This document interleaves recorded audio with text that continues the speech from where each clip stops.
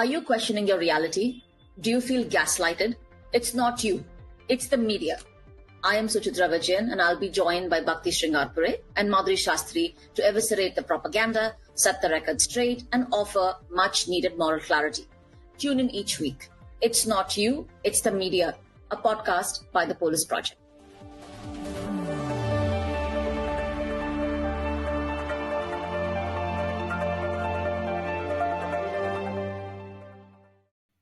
Hello and welcome everyone for another episode of It's Not You, It's the Media. Today we are going to discuss a very important topic, and that is India developing a fascist aesthetic? The answer, of course, is yes.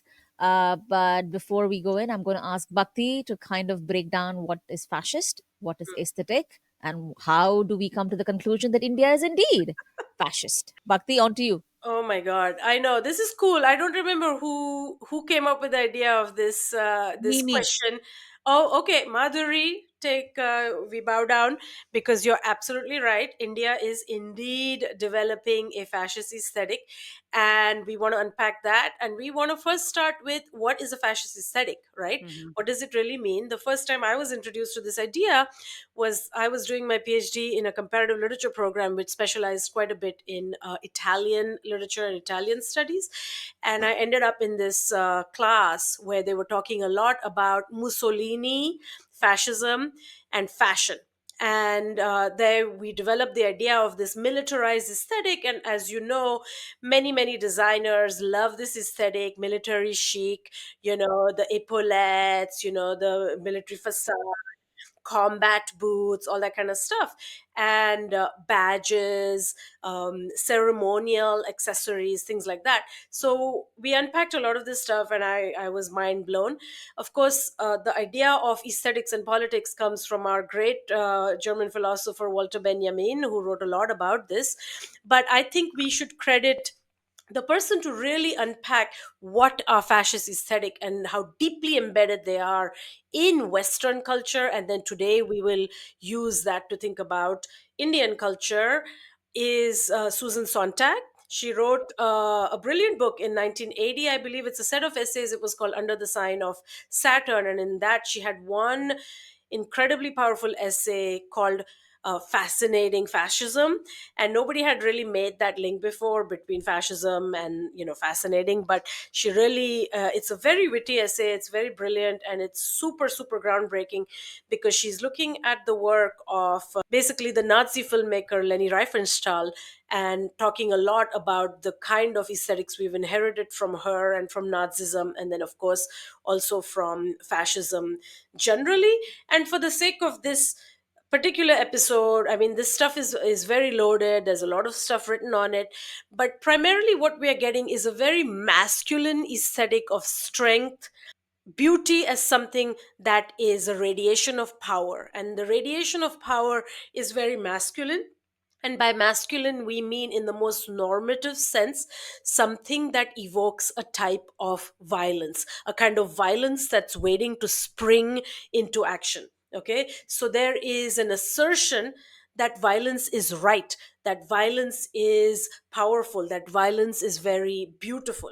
There are, of course, all this embeddedness of purity. As you know, we're talking here about the Nazi upholding the Aryan race, whiteness, lightness, blue eyes, all of this kind of stuff. And it is also about uniformity between different, so the idea of everybody doing something in unison and all their bodies looking exactly the same. And of course, it makes me think of like the Rockets in New York, where they each one looks exactly the same. You can't distinguish one from the other. And when one raises the leg, they all raise the leg, and it's like they're an automatic body that moves together. Here, of course, you have to have sculpted bodies.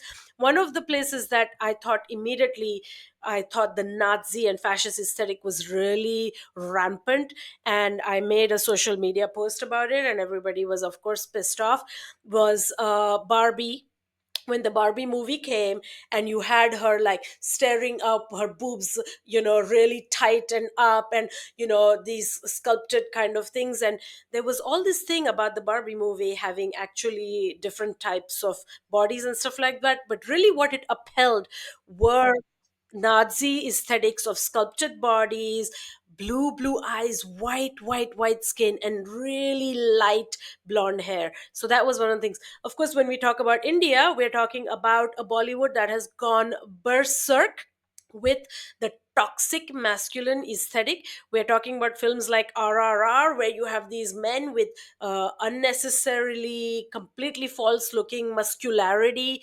leaping in slow motion, fighting tigers. And then within this, women also play a certain role. They have to be really hyper feminized. And in general, I think India has been moving towards this. And so let's kind of get off to the races and start talking about what is wrong, what's going on in India. Bhakti, when you spoke about the muscular aesthetic, I want to go back to almost, I think now almost a decade ago, when I think when Modi was first coming to power. I was in India, and I was in traffic, and I saw this face of this very angry looking Hanuman with like chiseled body on the back of a car. And Hmm. I was like, what? Like, and then immediately, once I had seen this, and I think it's this moment when once you Gross. visually catch something, it keeps repeating itself. Hmm. And then I was in Bangalore soon after, and in Bangalore, I was just so taken aback by Rama and Lakshman being like chiseled and like with six packs. And I was like, what's happening? And then I remember once someone that I knew who dabbles in all of this saying that apparently in Kamba Ramayana, Sita describes Rama's gait as that of a beautiful elephant, which means that apparently in reality, these He was men were not muscular, but instead the Yeah. aesthetic in Ramayana, at least Kamba Ramayana, was Rama having a lot of body fat and the gait of a little proud elephant. And I was just like, what is happening? And of course, then you had films like Bahubali. And I want to actually talk about, I don't know if you guys noticed when I saw Bahubali, I was just so taken aback by that Hindu kingdom aesthetic. Hmm. But really, just the angry Hanuman was my first introduction to a kind of a muscular, angry version of these characters that you had grown up with, who were fun and Yeah. like Rama's little friend and helper, into this very Hmm. militaristic figure. Yeah. I mean, I want to say that just to add on to that, there is definitely has been this, I don't know if it's sort of subconscious, but sort of replication of the Aryan perfect fantasy in Indian imagery. Because even if you look at how goddesses are represented in everything from like a Tanjore painting to a calendar, Yeah. those rip-off calendars that we have in South India, um, they're all like lily white, these goddesses. Okay, they are super white. There is this aversion to even the gods that are the Hindu gods that are supposed to be dark, like Shiva or Krishna, that they're just blue. They're just painted blue. And there is this real aversion to showing like anything dark. And it's literally like you chose the color blue because, you know, to avoid black. It's so ridiculous. And the way that this aesthetic I feel like is now coming across is it's so obvious in propaganda movies that Bollywood has released, which seems to be the only kind of movies that it releases. So if you look at all of these, I don't know, there's Uri is a big one that comes to mind, starring Vicky Kaushal, which is about the surgical strikes in Kashmir. I mean, the messaging is beyond on the nose, but also the look is very like the posters are very, it's like him in camo and looking really, like it's just military um, praise, and like it's like a shrine. It looks like a shrine to a soldier, and for the women, like action movies seem to be everything, right? So whether it's like an Alia Bhatt starrer like Razi, where she's like the demure spy but she's really Hindustani and she's in Pakistan, and action movies seem to be the place where this propaganda of patriotism, muscularity, muscular nationalism, muscular Hindutva, whatever you want to call it, is on full display. Yeah, I mean, it's a direct connection also with the RSS Yeah, and yeah. militarization and all that kind of stuff. And it's really caught hold. Of course, when Bollywood does it, it's so alluring. They do it in like this extraordinary scope, and they are just so, the uniformity, the pomp, and the pageantry of it, the look of it, it becomes so alluring that you get sucked in and embedded into it. And of course, the way we are seeing it proliferate is, well, forget the social media, but like all these crazy weddings, because everyone is tripping over themselves. They have these choreographers who come for the sangeets weeks in advance. Everybody's learning those steps. Everybody has to look a certain way. And, I'm sure we are going to talk about the Ambani wedding, but at least the one interesting thing about the Ambani wedding was that groom who did not look part of that aesthetic, even though every single person around them was looking straight, like they had really tried to mold themselves. Now that you talk about the Bollywood and the Ambani wedding, can we talk about the proliferation of Karwa Chauth as both a performance of, like, I don't know, your wealth, but also this bullshit idea that you are feminist? In terms of the timeline, the first time I see something like the Karwa Chauth is Dilwale Dulhania Le Jayenge. And I'm like, what? What is this? Like, why? Doesn't matter.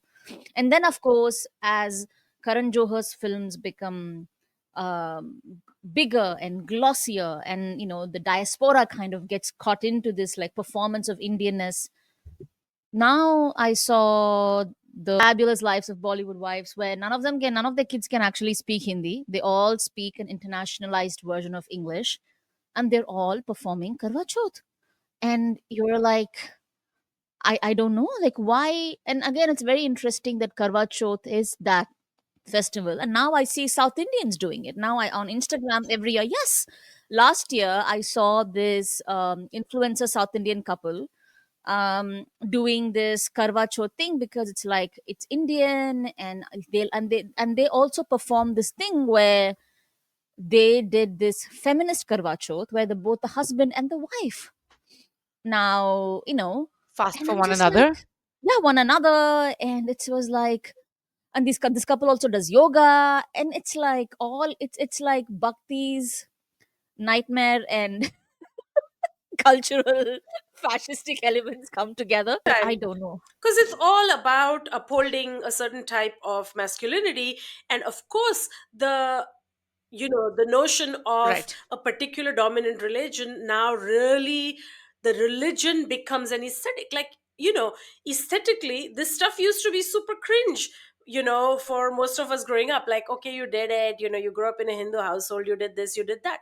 It hadn't become so heavily aestheticized, it hadn't proliferated. And of course, you have this North Indian Bollywood style practice That's of right. religion now, and it's really kind of pretending it's feminist is a joke, because the whole thing is about sacrificing something or the other for your husband. Okay, so it's nonsensical to start with, especially in a country where you still have so many problems, from poverty to the lack of education for girls to extraordinary actual Hindutva and fascism proliferating and taking lives. But it's just the aestheticization of a certain kind of religiosity is complete, and embedded in it are two things, and I keep repeating, is an embrace of this hyper masculinity, which is toxic in my opinion, and then a kind of violence. It's all about worshipping a kind of violence at the end of the day. Yeah. I mean, to this, I will add it's also a sort of unquestioning Mm, obedience, which is so emblematic of fascism. It's the lack of originality, the lack of yeah. original thought, which really defines progressivism, right? When you're really asking questions, Yeah. why? And I think that, I've said this before. To me, it is always the cultural acceptance of conservatism or whatever it is that precedes the political mapping Mm, onto it. So you have to have a willing populace. I've said this in the past. And Karan Johar's movies and Bollywood, whether we want to believe it or not, have laid the groundwork for Modi or for muscular Hindutva nationalism yeah. to take root.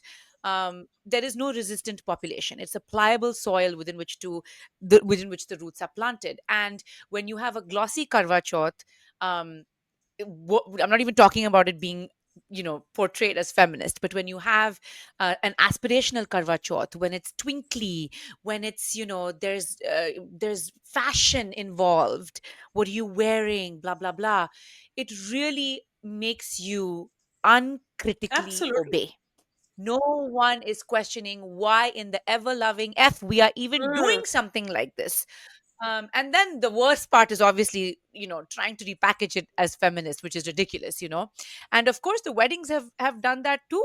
It's become, there is no, first of all, to your point, Bhakti, about this, pan North Indianism being paraded as Indianism, which is really frustrating to me, because a lot of um, what is really meaningful about culture, which is its local, your local traditions, they might not always be feminist or whatever, but anything that signals to a local history, a certain way of being, has been flattened into what is now, I can only call, a mhm. Bollywood wedding.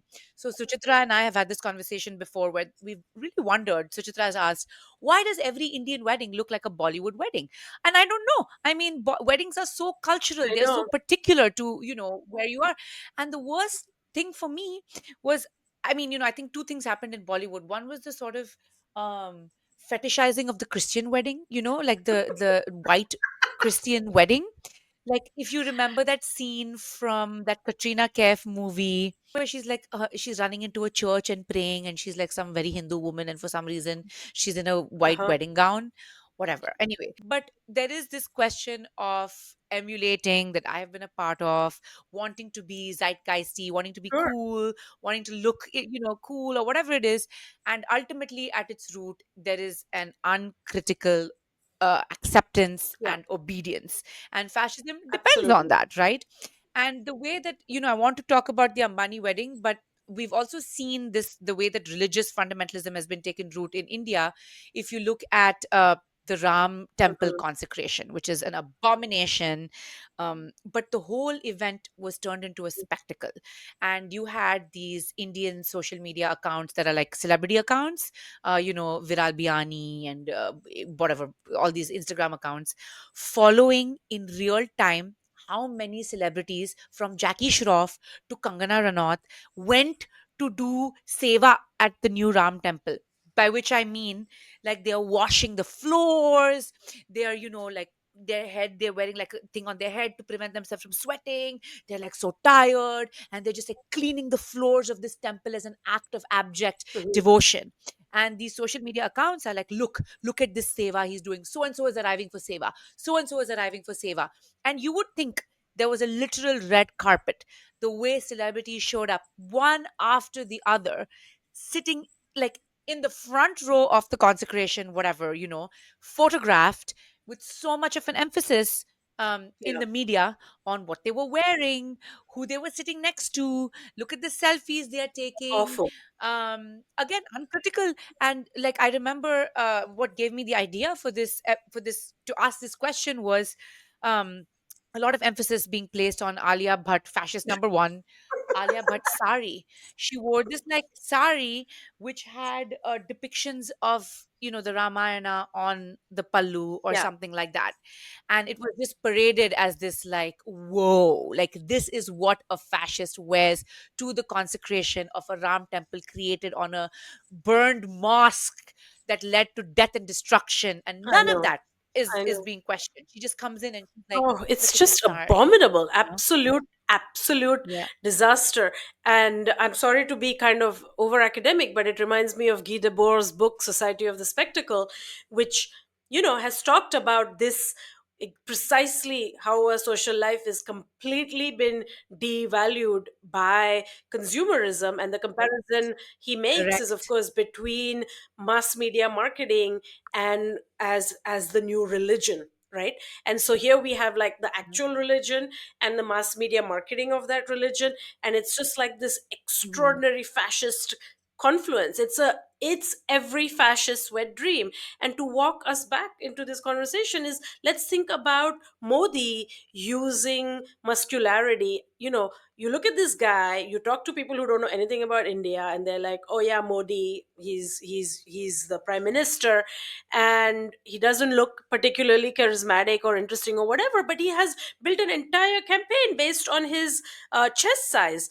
This whole thing with the 55 Yeah, inch chest and all this kind of disgusting ableism and disgusting sort of pushing of this hyper strength.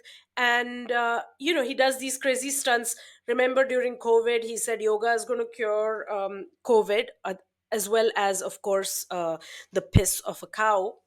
And he went and put out this exercise regime, because exercising, body sculpting is super important to fascism, and that correct. is what has to be projected all the time. And I still remember laughing out loud. The most hilarious thing, if it wasn't so dangerous and damaging, it is so hilarious, him running around trying to do some weird yoga poses. The man is not flexible, the man can barely do any exercise properly, but drawing attention to the idea of take care of your body this way, do your exercise, do your pranayama and your breathing, all of this kind of stuff. And then the other thing I want to remember about him, like, it's like you can't unsee this stuff, please God, crazy, was when he did that thing where he entered this submarine and he did a puja underwater. Do you all remember this? I mean, this was the craziest. I This mercifully is do like not remember the this. He went all the crazy. way. Yeah. He went all the way underwater, and it was in some transparent submarine or something. And then the hair was flowing, and then there was this peacock feather. And for those who will watch this, Yeah. this was crazy. This is like, he is superhuman. He is the equivalent of a type of god that walks the earth. This is fascism, and now everybody is obeying. Alia Bhatt, forget it. I mean, the whole gang obeys, and every movie that comes out, not to mention all those weird ZTV series that come out where they have that flashing aesthetic and the big eyes and the sort of menace and the violence and the drama in every scene. What is that? That is also Yep. a kind of violent fascist aesthetic. Bhakti, I'm actually glad you brought this up. But I just remember, again, before this kind of intense satellite television, like 24-hour TV, like this soap operas that run for years, I do remember there was a time when, as a young person in India watching television, every woman on television had a job. They were cops, they were hair hostess, they were teachers, they were women struggling to Yes. grow. And now I look at this television series, none of them have jobs. I Like, know. I'm not saying that a woman has to have a job. I'm just saying that, at least when I was growing up, it was seen, like, one thing that my mom would say over and over again is that I need you to go to school, I need you to get an education, I need you to be able to have a job in order to Mhm. support yourself. And it came from a place where my grandmother was pulled out of school before she could finish. All of my aunts who are brilliant were all pulled out of school in high school. My mom was the first person in her family to go get an education, go to law school, and graduate as someone who just didn't stop. And of course, in which there's a NPR report that says as women in India drop out of workforce even as the economy grows. Yeah. And now I think there is something that is related, is that when you now grow up seeing women as constantly as these victims or antagonists, and the only thing that they're dealing with is the household, the cooking, and the drama, and how to destroy someone, that is an aesthetic too. I know. And that I is know. being repeated over and over again. No, no, Yeah, absolutely. And I yeah. still I see what you're remember saying. growing up, I'm Maharashtrian, we watched Marathi channel, of course. And I remember all the social justice TV series. It's super sweet. I'm sure it had its flaws, but it is a complete overhaul from that. And it's all the time, it's just religious propaganda. That's all there is. That is all you ever see. There is nothing outside of this line. And then the thing about Bollywood too, it's like the look of the actresses or the women on screen is so different now. Of course, the men look totally different. I blame Hrithik Roshan. Okay, he was the one who started. He was the first one with the hyper sculpt that then made it kind of difficult for everybody to go around and not look like him. He's also light eyed, light skinned, all that stuff. And there was this mythology around him. He was a skinny boy, not super cute, and then he built himself up and he learned to dance, he learned to do this, and he generated this aesthetic. He was one of the early ones, because Shah Rukh and all used to not do that. Now, of course, Shah Rukh built himself up for Pathan and all those different movies, but that was not the case before. The other person I want to put on a chopping block, and I have to admit, I used to be very allured and very excited by his movies for a long time, until I sort of woke up, thank God, grew up, is Sanjay Leela Bansali, with this hyper majestic temple aesthetic for everything. And if you go to Rajasthan and if you go to one of the palaces, for example, you go in there and people were no taller than 5'3", 5'4". Okay, but you go into a Sanjay Leela Bansali set from the same time, and it's just like it's as if everybody was superhuman, and they live Yeah. extraordinary, like 10 ring lights, chandeliers, and it's preposterous. I mean, he did this. He did, of course, he did. But also, he is very much responsible for creating a particular kind of fetishized Muslim aesthetic, Yeah. where you're constantly fetishizing the other, but at the same time creating pathways for their dehumanization. Like a Muslim is only a body. Yeah. Like I think Hira Mandi and other things, it's like the men in Surma. And I remember another friend of ours saying that, as someone who's Pakistani growing up in Pakistan, she's never seen men in Surma. Maybe it's like a small group of men, Yeah. but this men in Surma, this kind of like, Yeah. there's this one dialogue in the movie where the grandmother is saying something about, oh, with men this beautiful, may Allah give women, like, I don't know, like restraint. And I'm like, what? So Yeah. yes, Yeah. there's this Yeah. fetishization of the body as the aesthetic over the political, always the Absolutely. aesthetic over the Yeah. political. I just wanted to jump in quickly and respond to something that Bhakti said, which is, all of those social justice films and, things that you were talking about, they came in an era that was closer to decolonization. Our post-colonial past was palpable. People in our families who had lived to see or participate in the freedom struggle were still alive, and there was this desire to think fresh and new, and to create a new Indian identity, that embodied the principles of whatever we imagined ourselves to be as a country. And now that has been, even more Yeah. flattened into, what is Hindu is what is Indian. So we've really gone into this very depressing idea that a Bollywood wedding is an Indian wedding, but that's a Hindu wedding. And, this aesthetic of fashion and Sabyasachi lehengas and all of that stuff is So bad. particularly, you know, Hindu, and yet it has been given this idea Absolutely. of Indianness. So that's sort of been the Hmm. trajectory. And film, TV, this has always been, especially in a country like India, with its literacy rates, this has always been the sort of galvanizing force to bring the populace. And there is a lot of conservatism in fashion too now. If you look at all of the celebrity weddings, starting with Kiara Advani and Anushka Sharma before that, and Alia Bhatt.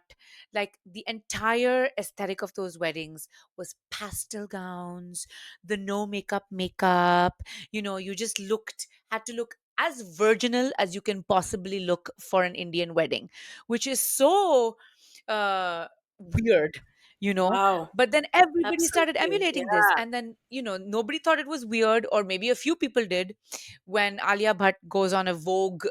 She's doing like a Vogue makeup tutorial or something, and she's just casually saying how she doesn't really wear bright lipsticks, because when she does wear this particular shade, her husband comes, Ranbir Kapoor, and is like, take it off, take it off.